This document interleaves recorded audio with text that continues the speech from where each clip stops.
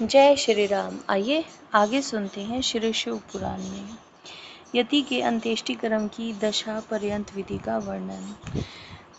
जो सदाशिव के भक्त होते हैं वो देवादि सदाशिव के प्रति समर्पित होकर महामंत्र का जाप करते रहते हैं, जिससे महादेव उनके ऊपर अनुग्रहित रहते हैं।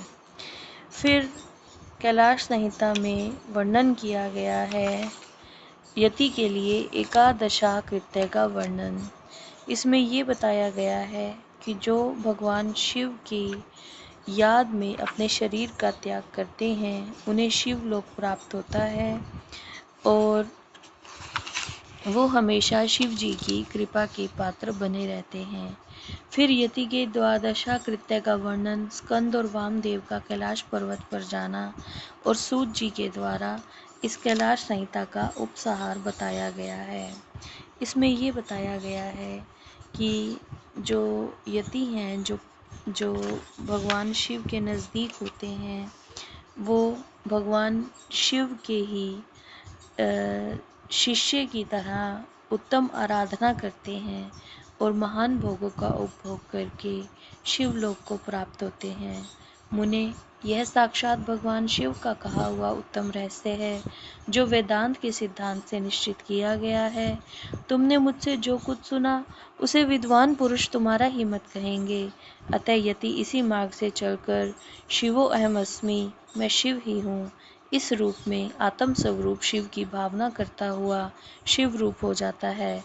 सूत जी कहते हैं, इस प्रकार मुनीश्वर वामदेव को उपदेश देकर दिव्य ज्ञानदाता गुरु देवेश्वर कार्तिकेय पिता माता के सर्वदेव वंदित चरणार वृंदों का चिंतन करते हुए अनेक शिखरों से आवृत शोभाशाली और परम आश्चर्य में कैलाश शिखर को चले गए।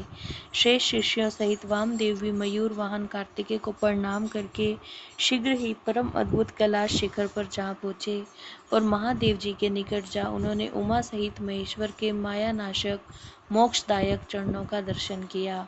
फिर भक्ति भाव से अपना सारा अंग भगवान शिव को समर्पित करके वे शरीर की सुधि भुलाकर उनके निकट दंड की भांति पड़ गए और बारंबार उठ कर नमस्कार करने लगे।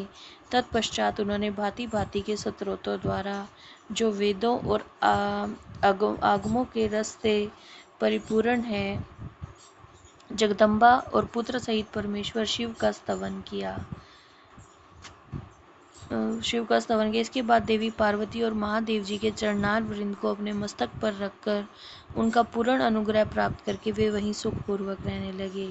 तुम सभी ऋषि भी इसी प्रकार प्रणव के अर्थभूत महेश्वर का और वेदों के गोपनीय रहस्य वेद सर्वस्व और मोक्षदायक तारक मंत्र ओंकार का ज्ञान प्राप्त करके यहीं सुख से रहो और विश्वनाथ जी के चरणों में सायुज्य रूपा अनुपम एवं उत्तम मुक्ति का चिंतन किया करो। अतः मैं गुरुदेव की सेवा के लिए बद्रिकाश्रम तीर्थ को जाऊंगा। तुम्हें फिर मेरे साथ संभाषण का और सत्संग का अवसर प्राप्त हो। जय श्री राम।